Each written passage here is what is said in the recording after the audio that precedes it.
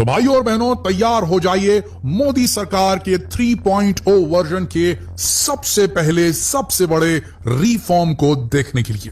Petrol और diesel पर central government GST लगाना चाहती है। अब जीएसटी भी लग जाएगा पेट्रोल डीजल पर, तो क्या पेट्रोल डीजल बेहद महंगा हो जाएगा या फिर सस्ता हो जाएगा? आइए जानते हैं इस वीडियो में। देखिए, चुनाव के दौरान की गई भविष्यवाणी प्रशांत किशोर की भले खराब हो गई हो, भले गलत साबित हो गई हो, लेकिन प्रशांत किशोर ने चुनावों से पहले ही यह कह दिया था कि मोदी सरकार अगर चुनकर आती है तो कुछ बड़े बदलावों के लिए भारत की जनता को तैयार रहना चाहिए। और उसमें से एक बड़ा बदलाव यह भी बताया गया था कि पेट्रोल और डीजल को जीएसटी के दायरे में लाना। जी हां दोस्तों, और अब वो चीज सही होती नजर आ रही है।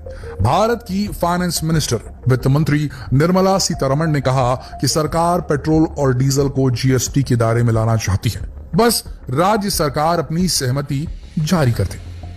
तो यहां पर जो दूसरी लाइन है ना, वही सबसे बड़ा खेल है।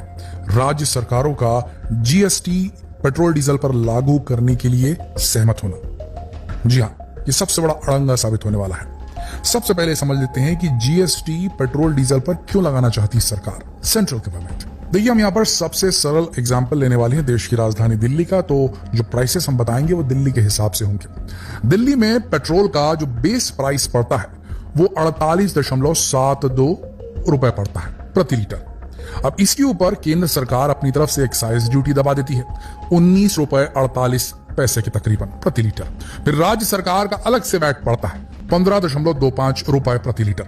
और उसके बाद जो डीलर होता है, यानी कि पेट्रोल पंप का जो मालिक होता है, जो आपको बेचता है पेट्रोल, उसका भी कमीशन होता है। दिल्ली के अंदर ये लगभग 3.77 प्रति लीटर होता है, 3 रुपए 70 पैसे के लगभग होता है। बात करें ट्रांसपोर्टेशन की लागत की, तो जहां रिफाइनरी है, जहां पर पेट्रोल को रिफाइन किया जाता है, क्रूड ऑयल से पेट्रोल बनाया जाता है, उसके बाद वहां से उसको ट्रांसपोर्ट करना पड़ता है पेट्रोल पंप तक के, स्टेट्स तक के, तो उसकी लागत को भी इसमें इंक्लूड किया जाता है। वो 1.5 रुपए के आसपास पड़ती है, 1 रुपए 50 पैसे की। तो ये सब कुछ मिला जुलाकर जो कुल कीमत पड़ती है वो लगभग मान के चलिए कि वो 94-95 रुपए के आसपास हो जाती है। तो आपने ध्यान से सुना होगा तो आप समझ गए होंगे कि सेंट्रल गवर्नमेंट 2-3 प्रकार के टैक्स लगाती है और स्टेट गवर्नमेंट भी अपने लेवल पर टैक्स लगाती है।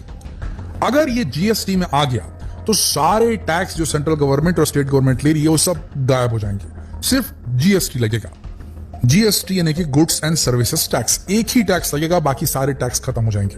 अब ध्यान से सुनिएगा, जीएसटी 4 स्लैब्स के अंदर लगाई जाती है, 5%, 12%, 18% और 28%। अब सब सामान देख देख के अपने हिसाब से सब में जीएसटी लगाई जाती है।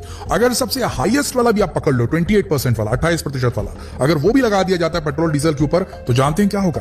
अगर दिल्ली की कीमतों की बात करें तो आंकड़ा 20 रुपए तक कम हो जाएगा। आप बिल्कुल सही सुन रहे हैं, 20 रुपए तक के पेट्रोल डीजल की कीमतें नीचे आ सकती हैं। और यह आजाद भारत के इतिहास में पहली बार ऐसा होगा कि इतना बड़ी राहत जो है वो आम जनता को मिलेगी। आप समझ रहे हैं? तो अगर जीएसटी के अंदर पेट्रोल डीजल आ जाता है तो इससे आम लोगों को बहुत राहत मिलेगी। एक तो पेट्रोल डीजल सस्ता हो गया, डायरेक्टली फायदा वहां हो गया। दूसरी चीज, जो माल ढुलाई का चार्ज पड़ रहा है, सब्जियां उग रही हैं महाराष्ट्र के वहां खेतों में, वहां से जो टमाटर आ रहे हैं, प्याज आ रहे हैं, अब वो जा रहे हैं आंध्र प्रदेश की ओर जा रहे हैं। अब पेट्रोल डीजल महंगा रहेगा तो उनके दाम भी बढ़ जाएंगे, पेट्रोल डीजल सस्ता रहेगा तो उनके दाम कम हो जाएंगे। तो इस बात को आप समझ लीजिए, ट्रांसपोर्टेशन चार्ज में जब भारी कमी आती है पेट्रोल की और डीजल की कीमतों में कमी होने की वजह से, तो इससे जो मार्केट में इन्फ्लेशन है, महंगाई जो बढ़ी है, वो कुछ हद तक कम की जा सकती है। तो महंगाई जो है डेफिनेटली नीचे आ सकती है। तो ये सारे गुड पॉइंट्स हो गए। अब जरा बैड पॉइंट्स सुन लीजिए। अगर जीएसटी लागू होना है पेट्रोल डीजल पर, तो सबसे पहली चीज जो होनी है, 2 धड़े हैं इसके, एक सेंट्रल गवर्नमेंट और दूसरा स्टेट गवर्नमेंट। दोनों अपने अपने लेवल पे अलग अलग प्रकार के टैक्स वसूल रहे थे, जिसकी वजह से पेट्रोल डीजल की कीमतें बढ़ रही थी। अब दोनों ही अपने टैक्स को छोड़ने के लिए तैयार हो जाएं और कह ले ठीक है भाई, जीएसटी लगा दो और खत्म बाकी सब। तो इससे क्या होगा, स्टेट गवर्नमेंट को जो टैक्स मिलता है इससे, अलग अलग स्टेट्स अपने अपने हिसाब से जो है टैक्स लगाती है। इसीलिए आप देखेंगे अलग अलग स्टेट्स में, अलग अलग शहरों में जो पेट्रोल का रेट रहता है, डीजल का रेट होता है, वो डिफर करता है, अलग अलग होता है। तो अब जो कमाई हो रही थी भाई, स्टेट गवर्नमेंट की कमाई भी किससे होती है? इन्हीं सब चीजों पे टैक्स लगा के तो होती है। टैक्स से ही सबसे ज्यादा कमाई होती है किसी भी स्टेट की या सेंट्रल गवर्नमेंट की भी। तो अगर आप टैक्स लेने से रोक देंगे सेंट्रल गवर्नमेंट को, तो सेंट्रल गवर्नमेंट के पास फंड की कमी हो जाएगी, पैसों की कमी हो जाएगी। और अगर पैसों की कमी हो गई तो वो अपने राज्य के अंदर डेवलपमेंट का काम कैसे कर पाएंगे? इससे भी बड़ी बात आपको बता दें, भारत के अंदर जितने भी बड़े स्टेट्स हैं, ऑलमोस्ट सारे जो भी स्टेट्स हैं वो कर्ज में डूबे हुए हैं, उन्होंने कर्ज लिया हुआ है। स्थिति कुछ इस प्रकार की है कि जैसे कि एक नेशनल जीडीपी होती है जिसमें देश कितना कमा रहा वाली बात होती है, उसका सालाना इनकम कितनी हो रही वाली बात होती है, ठीक उसी तरीके से एक स्टेट की भी जीडीपी होती है, स्टेट कितना कमा रहा है साल में, ये भी बात होती है। तो अगर इस तरीके से देखिए तो कई स्टेट ऐसे हैं भारत के अंदर जो कि 1 रुपया कमा रहे हैं तो 50 पैसा उनको उधार चुकाने में देना है, इस प्रकार की स्थिति है। तो वो 50 पैसे में कैसे डेवलपमेंट करेंगे, सोचने वाली बात है। अब ऐसी स्थिति में भी अगर उनकी जो कमाई हो रही है उसका एक बड़ा जो जरिया है वो पेट्रोल डीजल में लगाने वाले उनके स्टेट टैक्स भी है। तो अब अगर वो स्टेट टैक्स हटा लेते हैं पेट्रोल डीजल से, तो पेट्रोल डीजल एक ऐसी चीज है दोस्तों जो कि डेली चलती है, सबके सब उसको कंजम्पशन करते हैं और उसके बगैर दुनिया आगे बढ़ ही नहीं सकती। तो डेफिनेटली उसमें अगर वो चीज कमोडिटी ज्यादा बिकती है तो उसके ऊपर टैक्स भी लगातार मिलता है, तो सरकार को भी एक मोटा पैसा जो है रेगुलर तौर पर मिलता है। अगर ये टैक्स कैंसिल कर दिए जाते हैं, अगर स्टेट गवर्नमेंट ये बोलती है ठीक है पेट्रोल डीजल को आप जीएसटी में डाल दो, हमें नहीं चाहिए टैक्स, ये टैक्स कम मिले तो चलेगा, तो एक बड़ी कमाई स्टेट गवर्नमेंट्स की खत्म हो जाएगी।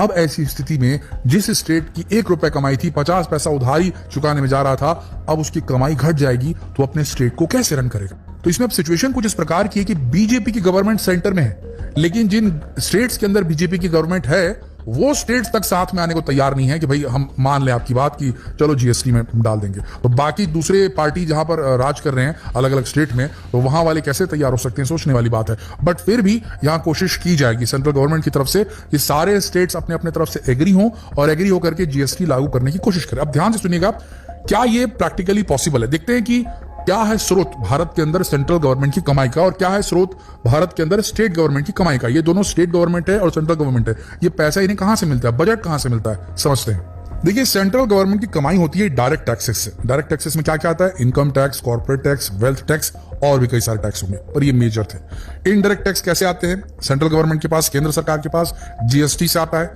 कस्टम ड्यूटी से आता है, एक्साइज ड्यूटी से आता है, सर्विस टैक्स से आता है। फिर नॉन टैक्स रेवेन्यू आता है, फी, अलग अलग चीज जो भी सर्विस प्रोवाइड करती है सेंट्रल गवर्नमेंट उसके पैसे लेती है, फीस या फाइन लगाती है, पेनल्टी लगाती है, dividend from public sector undertaking, interest receipt, इससे पैसा आता है सेंट्रल गवर्नमेंट को। फिर सेंट्रल गवर्नमेंट खुद उधार लेती है, वो कैसे लेती है, डोमेस्टिक उधार भी ले सकती है अलग अलग स्टेट से और इंटरनेशनल बोरोइंग भी करती है। इंटरनेशनल बोरोइंग कैसे करती है, अपने देश का बॉन्ड जारी करती है और बॉन्ड बेच करके पैसा उगाती है इंटरनेशनल मार्केट से और फिर उसकी जो है कमाई उससे होती है। डिसइन्वेस्टमेंट भी करती है सेंट्रल गवर्नमेंट, यानी कि पब्लिक सेक्टर कुछ जैसे रहती है, जैसे अलग अलग प्रकार की, जैसे ओएनजीसी हो गया या वो हो गया, कोल इंडिया हो गया, तो इस टाइप के जो पब्लिक सेक्टर यूनिट है उनको बेच करके अगर बेचती है तो उससे भी उसको कमाई होती है। इसके अलावा एक्सटर्नल ग्रांट भी मिलते हैं सेंट्रल जो गवर्नमेंट होती है। एक्सटर्नल ग्रांट का मतलब होता है फाइनेंशियल एड मिल रहा है, फॉर एग्जाम्पल कोई बड़ा इंटरनेशनल कोई इंस्टीट्यूशन है, वर्ल्ड बैंक हो गया, उसने थोड़ा सा ग्रांट दे दिया कि आप ये पैसे लीजिए और अपने देश के अंदर भुखमरी की हालत ठीक कीजिए, वगैरह वगैरह। तो ग्रांट्स और एड्स, मदद, इंटरनेशनल एड भी मिलती है सेंट्रल गवर्नमेंट को। आप समझते हैं स्टेट गवर्नमेंट को पैसे कहां से मिलते हैं, तो इसमें सबसे पहला है स्टेट की जीएसटी, यानी कि स्टेट जीएसटी मिलती है जो अलग अलग चीजों पे लगाई जाती है। इसे एसजीएसटी कहा जाता है, हर प्रोडक्ट में लगाई जाती है, सर्विस में लगाई जाती है, तो विद इन स्टेट लगाई जाती है, तो वो पैसा मिलता है स्टेट गवर्नमेंट को। फिर स्टेट की खुद की एक्साइज ड्यूटी होती है, जैसे कि मादक पदार्थ हो गए, उसमें एक्साइज, जो भी एक्साइसेबल गुड्स होते हैं, मादक पदार्थ, गुटखा, तंबाकू वगैरह वगैरह, उसमें लगाए जाते हैं, उससे कमाई होती है। फिर प्रॉपर्टी टैक्स वसूल करती है, जो रियल एस्टेट के टैक्सेस होते हैं, प्रॉपर्टीज के टैक्सेस होते हैं स्टेट गवर्नमेंट। व्हीकल टैक्स जो कि मोटर व्हीकल एक्ट के तहत आते हैं, वो स्टेट के अंदर जो खरीदे जाते हैं, रजिस्टर किए जाते हैं, उसके ऊपर टैक्स लेती है state government. Non tax revenue भी लेती है, साफ सफाई की फीस हो गई और दूसरे फाइन पेनल्टी जो वसूले जाते हैं जो आम जनता से वगैरह, अलग अलग चार्जेस स्टेट सर्विसेज के जो होते हैं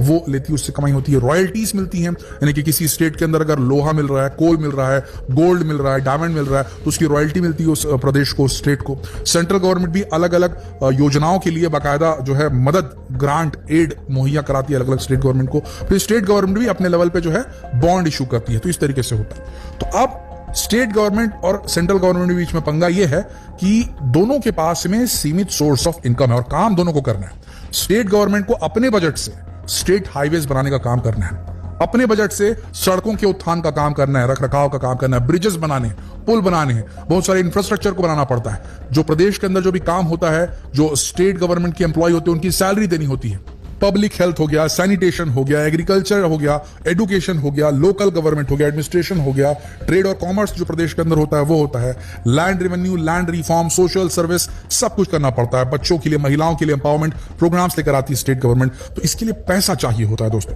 अब अगर स्टेट गवर्नमेंट के पास में पैसा नहीं रहेगा तो वो सारे काम नहीं कर पाएंगे। ऐसी स्थिति में जब भारत के ज्यादातर स्टेट्स जो हैं वो 50%, 30% अलग अलग लेवल पे जो है कर्जे में डूबे हुए हैं, अगर उनकी कमाई को काट दिया गया तो दिक्कत हो जाएगी फिर कई स्टेट्स के लिए। अब देखना यह है कि भारत सरकार, सेंट्रल गवर्नमेंट और स्टेट गवर्नमेंट मिल बैठकर कौन सा उपाय निकालते हैं जिससे जो यहां कमाई की कमी होगी जीएसटी लागू करने के बाद पेट्रोल और डीजल के बीच में, तो उसकी भरपाई हो सके स्टेट गवर्नमेंट के लिए। आपको क्या लगता है, क्या ऐसा हो पाएगा? क्या 20-20 रुपए कीमतें नीचे गिर पाएंगी?